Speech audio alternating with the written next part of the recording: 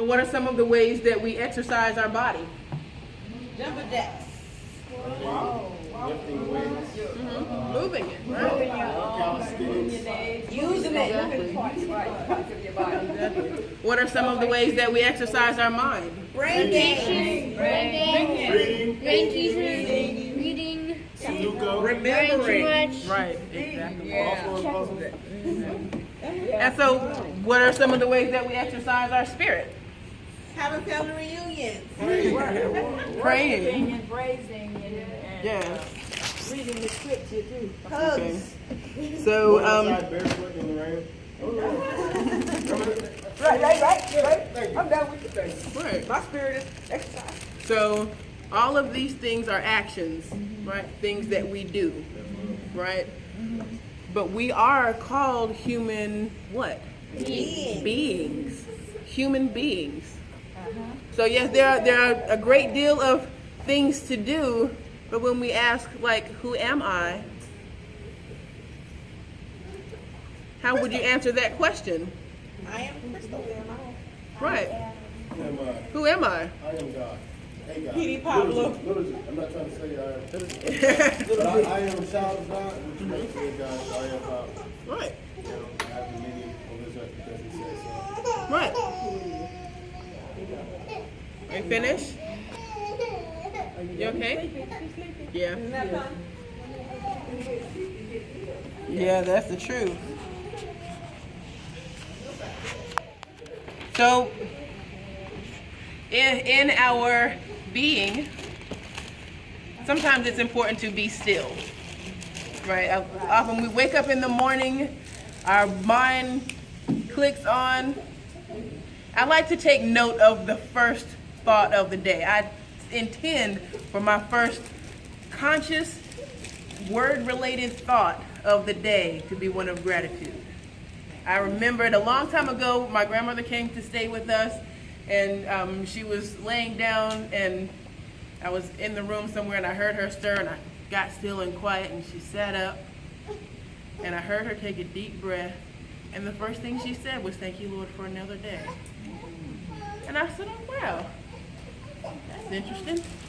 At 8, I had no idea how powerful that initial statement was, because you begin your day with gratitude. Right. So when our mind clicks on, and then we think, what I got to do? What do I need to do? Got to brush my hair, wash my teeth, wash my body, clean my house, all of these things that we do. Sometimes we have to take time to just be. And in that stillness, we can listen to or even hear the voice of the Spirit guiding us when we set an intention to our actions. Now, I'm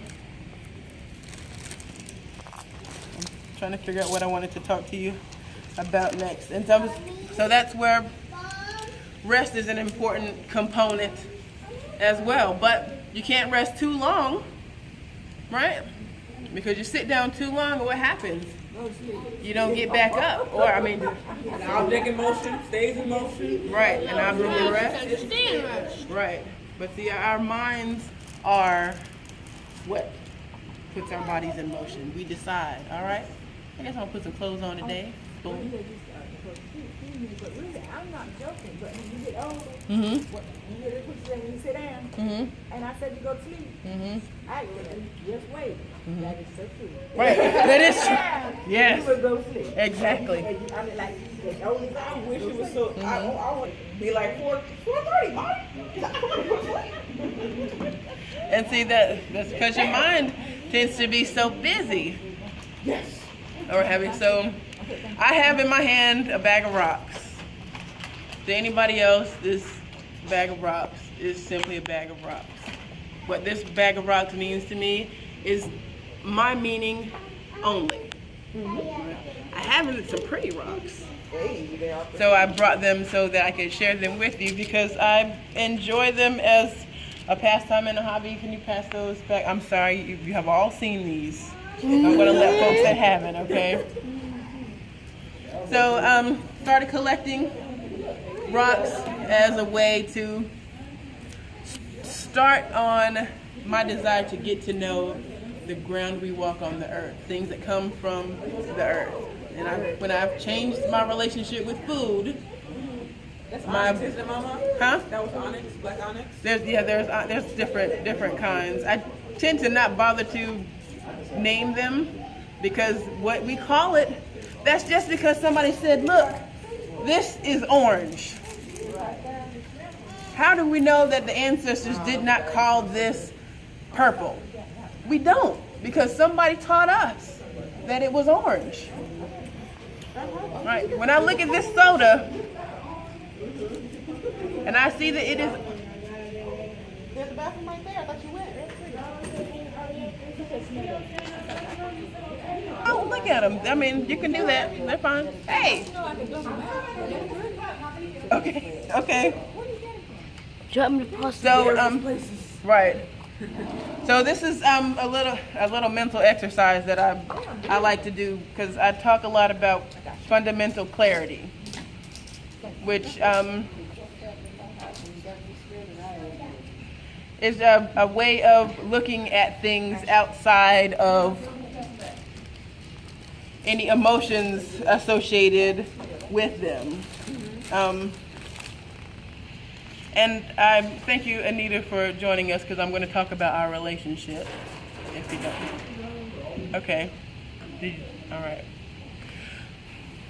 So, okay. When I look at this orange soda, if I want this orange soda to be a different color, does that change the color of the soda? No, it doesn't. I can do things to this soda to change the color of it, but it will not change the fact that right now it is orange.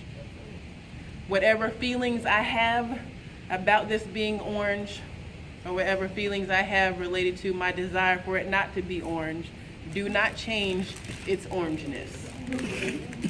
Right? So, this is kind of a way that I look at relationships.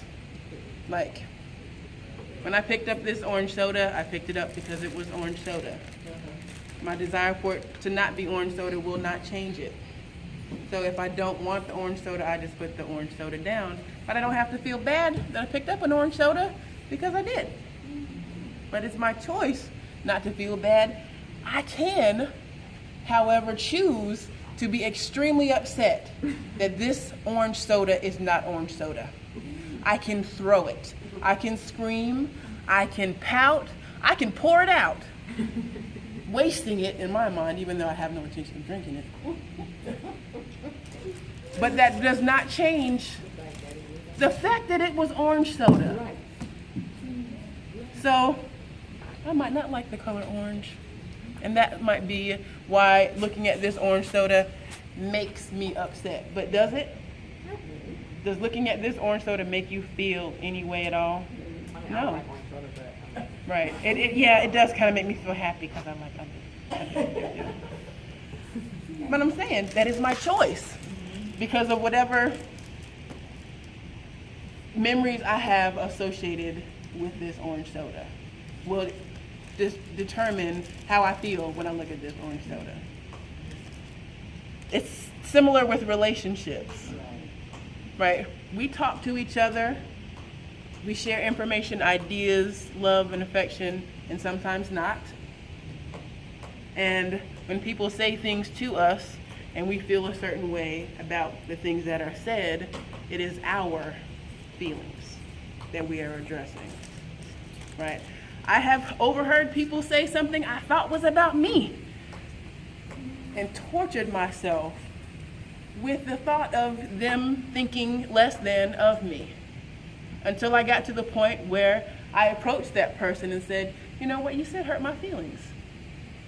And I gave that person an opportunity to speak about what they said and realized that had nothing to do with me at all. Right. I spent a whole day torturing myself with what I thought I heard. But when I finally said, I can't keep feeling this way, I don't want to feel this way anymore, I went to that person. It was Aunt Lily, as a matter of fact. She said something, and I thought, I was torn up. I really was. And then I went and talked to her about it, and she was like, baby, that wasn't even about you. I said, crap, orange soda. Orange soda. Right. So, and we have a better relationship. Now, because of it, I could have just said, you know what, Aunt Lily doesn't like me. I'm not going to talk to her anymore. I'm not going to talk to her anymore. She don't like me. In my mind. So until I got my mind up and said, you know what, I don't like it. I have to address it. So I talked about it. Communication is extremely important.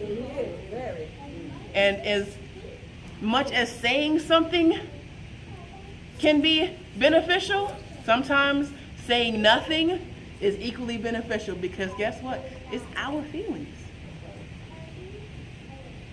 And granted, are all exercises easy?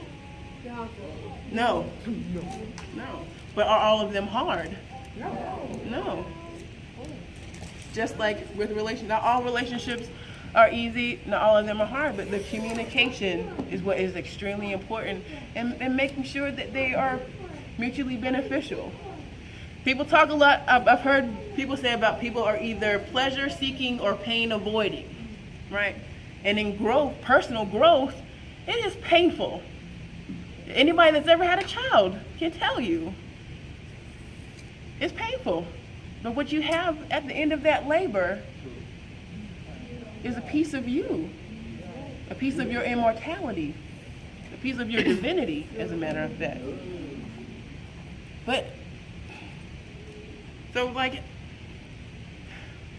and thinking about that, like, how freeing we could be if we say, you know what, this makes me, this doesn't make me upset. I have feelings about this situation that I need to address because I make me happy. I make me upset. And I choose one way or the other. Some days, because of how we are conditioned, that choice is very difficult.